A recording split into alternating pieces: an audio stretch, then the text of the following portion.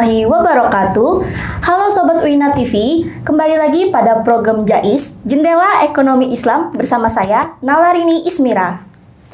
Pada episode kali ini, kita akan membahas mengenai ekonomi Islam yang terfokus pada ekonomi kapitalis dengan ekonomi sosialis, yaitu perbedaannya.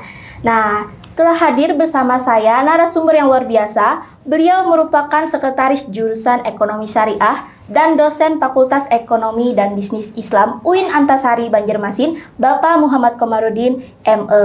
Assalamualaikum Bapak. Waalaikumsalam warahmatullahi wabarakatuh. Bagaimana kabarnya Pak? Alhamdulillah sehat. Alhamdulillah. Bagaimana hari-hari ini Pak? Urusannya lancar? Lancar, ya. Didoakan semoga selalu lancar ya. Amin ya robbal amin.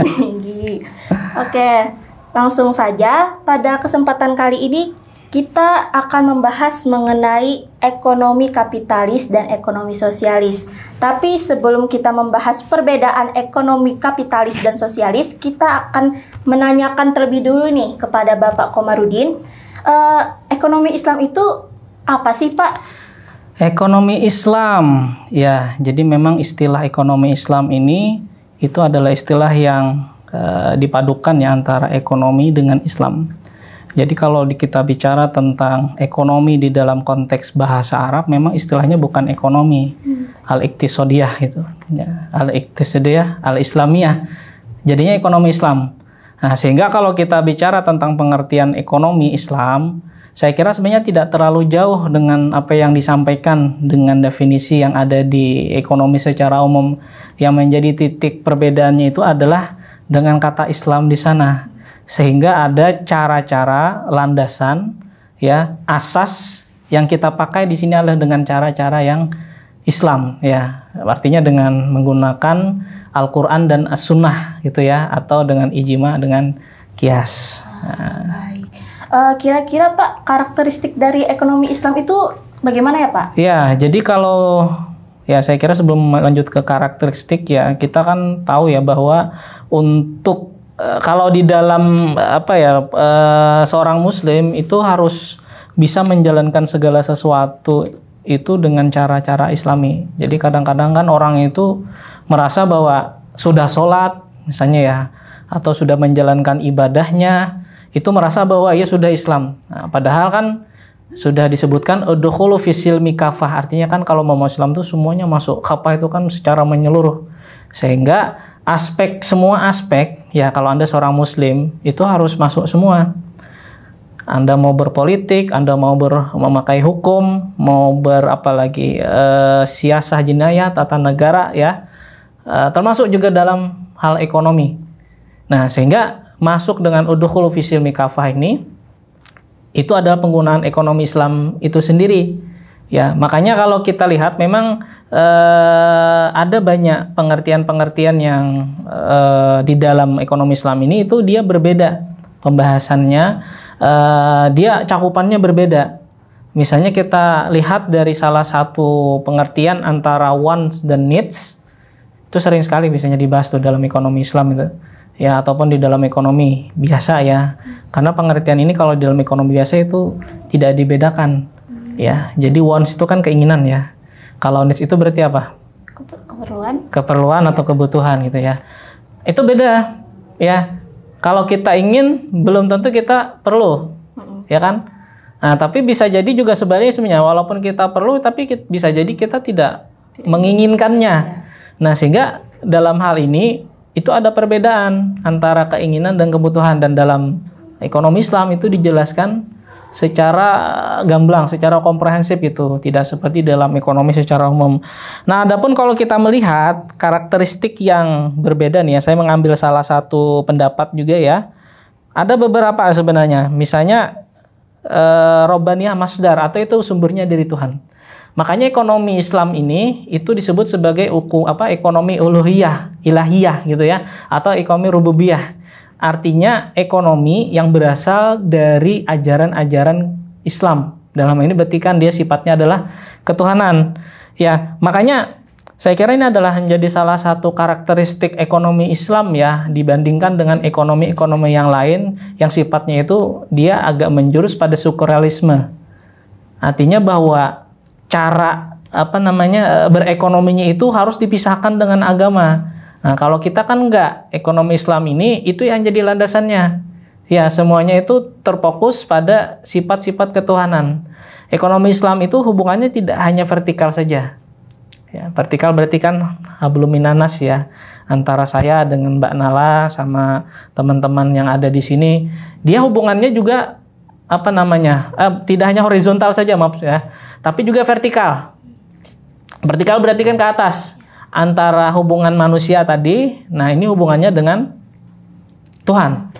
Nah, makanya disebutkan di sana kan salah satu karakteristiknya itu adalah Robbaniyah masdar. Jadi sumbernya itu dari Tuhan.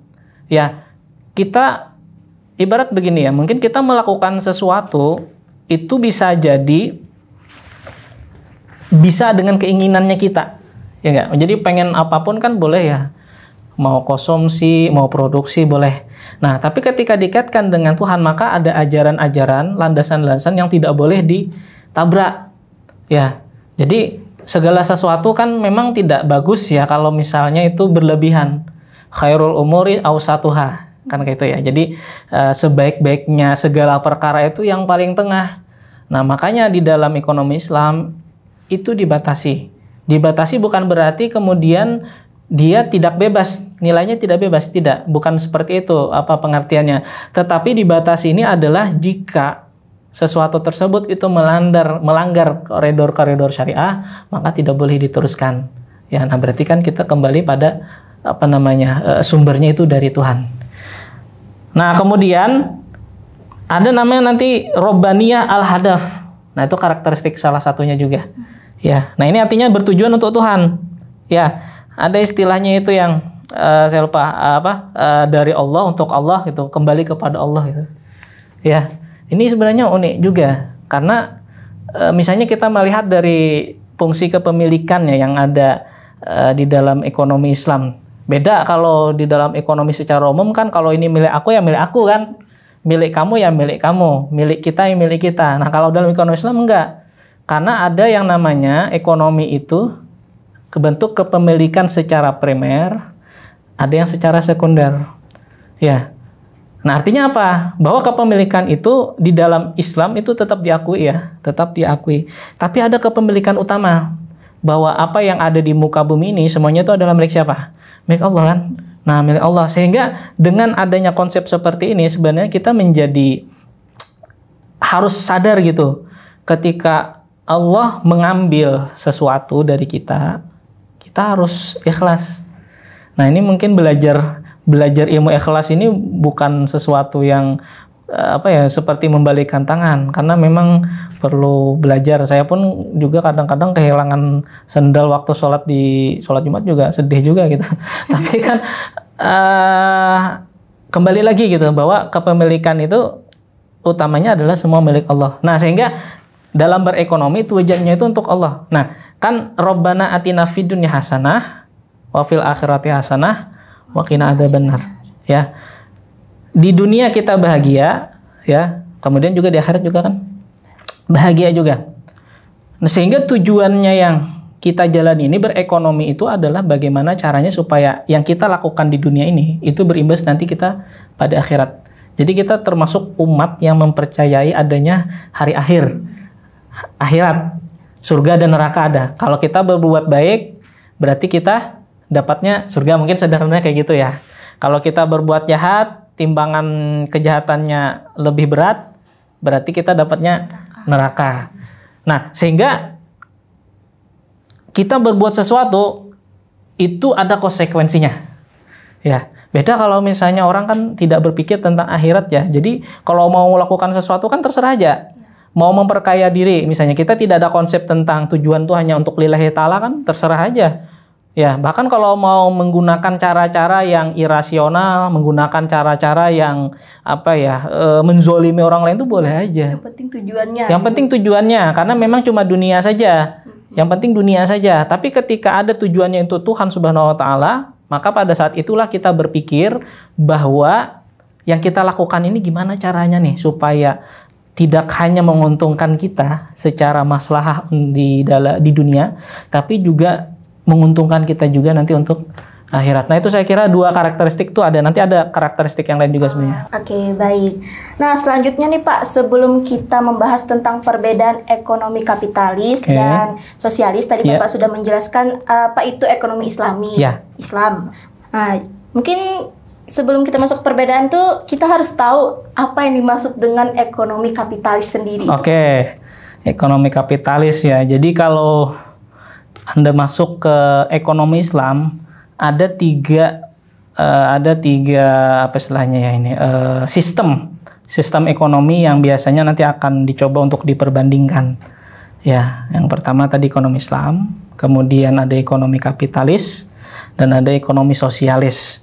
Nah, ekonomi kapitalis ini kita kalau melihat pada literatur ini kan saya yakin bahwa kita akan mengacak dulu siapa pelopornya, siapa yang menjadi awalnya. Nah, tokoh yang paling terkenal itu adalah Adam Smith. Adam Smith ini bisa disebut sebagai bapaknya kapitalis. Mungkin bahasanya seperti itu ya. Dengan bukunya The Wealth of Nation. Ya, nah makanya ketika berbicara tentang sistem ini kan dia berbicara tentang sistem yang dia lebih mendahulukan self interestnya. Gitu ya, sesuatu yang kemudian juga hak atas kepemilikan, kemudian juga ekonomi yang dia boleh berkreatif, berinovasi sebebas mungkin. Ya, jadi ada nanti definisi tentang konsep utilitas gitu ya, nanti akan diperbandingkan dengan maslahah. Nah, menariknya berbicara tentang kapitalis, saya kira memang nanti bisa jadi sekarang itu hampir semua negara itu memakai sistem ini. Ya. Nah, karena saya sering biasanya menyampaikan kepada mahasiswa itu, Anda kalau mau cepat kaya itu jangan pakai ekonomi Islam. Pakai ekonomi kapitalis. Karena dia menghalalkan segala cara untuk mendapatkan keuntungan, untuk mendapatkan harta itu memang dengan segala cara sebenarnya. Sehingga kalau mau cepat kaya jangan pakai ekonomi Islam. Harus pakai kalau mau pakai ekonomi kapitalis. Nah, tapi kan kita memahami bahwa di dalam melakukan sesuatu, apalagi berekonomi, itu ada orang-orang yang terlibat di sananya. Dan orang-orang yang terlibat ini itu tidak boleh merasa terzolimi, ya.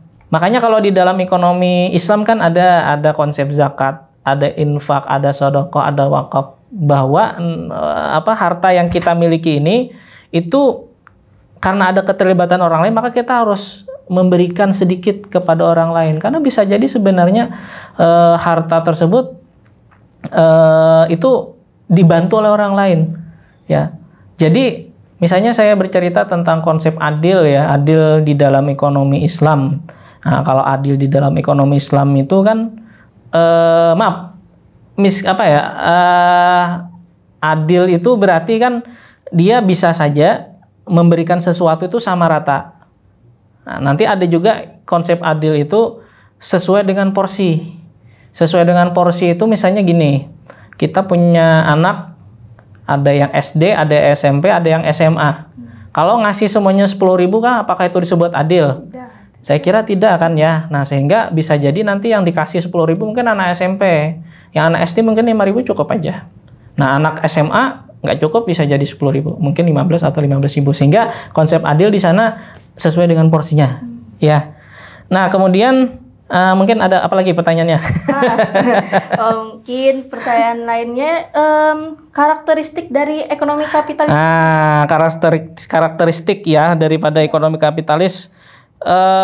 Kita kalau melihat ekonomi kapitalis ini memang biasanya itu berlaku di negara-negara barat yang mereka memang sangat mengusung ekonomi kapitalis. Nah, dalam hal ini saya kira sebenarnya ada beberapa karakteristik yang bisa kita pelajari bersama ya. Nah, misalnya di sini tentang self interest tadi ya. Jadi kalau berbicara tentang kapitalis, Anda akan berbicara tentang sesuatu yang bagaimana caranya supaya itu bisa kita miliki ya, dengan cara apapun. Makanya kalau Anda melihat misalnya konsep di dalam kapitalis itu jurangnya itu luar biasa tingginya. Ya, karena kalau hanya orang kaya dia akan semakin kaya. Kalau orang miskin dia akan semakin miskin. Ya. Nah, misalnya di sini kita lihat ya, misalnya dari segi world view, artinya pandangan hidup. Kalau ekonomi kapitalis dia strukturalisme tadi ya saya sampaikan ya. Atau materialisme ya, bahasanya seperti itu. Jadi segala sesuatu itu dipandang dengan materialisme. Mohon maaf, mungkin di Indonesia ini orang sudah mulai berpikir seperti itu. Jadi kalau melihat segala sesuatu itu lihatnya materialisme, strata dulu, ya enggak? Iya, benar. Nah, apalagi kalau kawan-kawan mungkin yang mau lamaran, mau nikah itu cowoknya dilihat dulu. Iya, gaji berapa? Iya kan. Kemudian apalagi misalnya dilihat sudah bekerja kah atau belum begawi. Yang ditanya itu dulu. Berarti kan materi dulu yang menjadi patokan utama. Bukan misalnya tanya sholatnya seperti apa. Nah, kan, atau apalagi misalnya sudah bisa ngaji atau belum. Nah, itu world view-nya. Sehingga mereka mencoba untuk memisahkan antara kehidupan akhirat, bahkan bisa jadi sebenarnya ada yang beberapa tidak percaya dengan kehidupan akhirat gitu ya. Jadi cukup sampai di sini saja katanya. Kalau mau bahagia, bahagia di dunia saja. Jadi karena nggak ada katanya akhirat tuh, ada juga orang-orang yang seperti itu di negara barat. Ya, saya kira memang ini permasalahannya adalah terjadi dengan sejarah. Mungkin nanti ada kaitannya dengan sejarah perkembangan agama yang ada di sana gitu ya, dengan Kristennya gitu. Sehingga orang-orang di sana itu agak lumayan anti sebenarnya. Lumayan anti dengan agama gitu. Nah, kemudian yang kedua ya, ini pertimbangan nilai sama moral. Jadi kalau di dalam ekonomi kapitalis dia bebas nilai. Artinya terserah aja. Ya. Nanti kalau Islam kita mengenal ada yang namanya istilah halal dan haram. Ada yang namanya istilah halal dan haram. Kemudian kita mengenal ada yang namanya etika. Kemudian kita juga mengenal ada yang namanya akhlak. Sehingga saya sepakat gitu. Misalnya apa yang disampaikan oleh Pak Adi Rahman Karim dari bukunya itu tentang rancang bangun ekonomi Islam, berbicara tentang letak dari nilai-nilai dari bagian agama itu sendiri gitu ya. Akhlak itu menjadi nomor satu. Jadi kan kalau rancang bangun itu kan ada lantai, ada tiang, ada atap. Nah, yang mewadahi semua itu adalah akhlak. Ya, kalau ujar orang Bahari itu kan kalau di kampung kita nih buat apa pintar, buat apa kan cerdas tapi kada beradab ya. Nah, itu yang kita junjung. Ya. Maka Rasulullah kan kemudian bersabda, "Innama bu'istu liutammima makarimal akhlak." Aku tuh diutus, kata Rasul kan, untuk menyempurnakan akhlak. Ya, dan itu menjadi salah satu landasan dalam perilakunya berekonomi Islam atau berbisnis. Kapitalis enggak. Dia bebas nilai. Makanya terserah. Caranya tuh mau kayak gimana tuh terserah. Ya, yang penting menguntungkan. Sehingga katakanlah misalnya sampai harus menyiksa para pegawai, karyawan, buruh itu, yang penting kita untung. Itu kalau dalam ekonomi kapitalis masih boleh itu. Kalau ekonomi Islam nggak bisa, ya. Nah, harus ada nilai-nilai yang junjung, etika misalnya, ada etika, ya. Nanti ada mata kuliahnya itu kan etika bisnis Islam, itu diajarin tuh bagaimana cara beretika, ya. Sehingga perpaduan kolaborasi antara kehidupan di dunia dengan akhirat itu akan memunculkan satu konsep yang dia lumayan unik saya kira, ya. Misalnya kita bicara tentang konsep sedekah ya. Sedikit lagi ya, konsep sedekah. Kalau konsep sedekah itu kalau di dalam ekonomi Islam, kalau orang rasional akan berkata ngasih sesuatu pada orang itu kan harta berkurang ya. Ya, ngasih sesuatu. Anda punya uang 10.000, ngasih orang ke 5.000 buat sedekah. Sisa duitnya berapa? Jadi 5.000 kan? Nah, kalau ekonomi Islam enggak, bahwa sedekah itu akan memunculkan harta yang berlipat ganda. Ya, rezeki yang lain. Min haitsu la yahtasib. Ya, sehingga orang Islam bisa jadi akan berkata sedekah itu akan melipat gandakan harta. Ya, ini hanya orang-orang yang beriman saja ini saya bilang. Hanya orang-orang yang percaya saja karena ada konsep ketuhanan di sana. Ya. Nah, beda. Makanya kalau di dalam ekonomi kapitalis nih nanti misalnya kita akan menyinggung tentang kepentingan individu dengan kolektif. Kemudian ada permasalahan ekonomi yang disinggung. Kemudian juga ada mekanisme pasar, ya. Dan juga yang saya kira tak kalah penting itu tentang intervensi pemerintah. Nah, saya kira itu. Mungkin perbandingan dari ekonomi Islam sama ekonomi kapitalis itu bagaimana, Pak?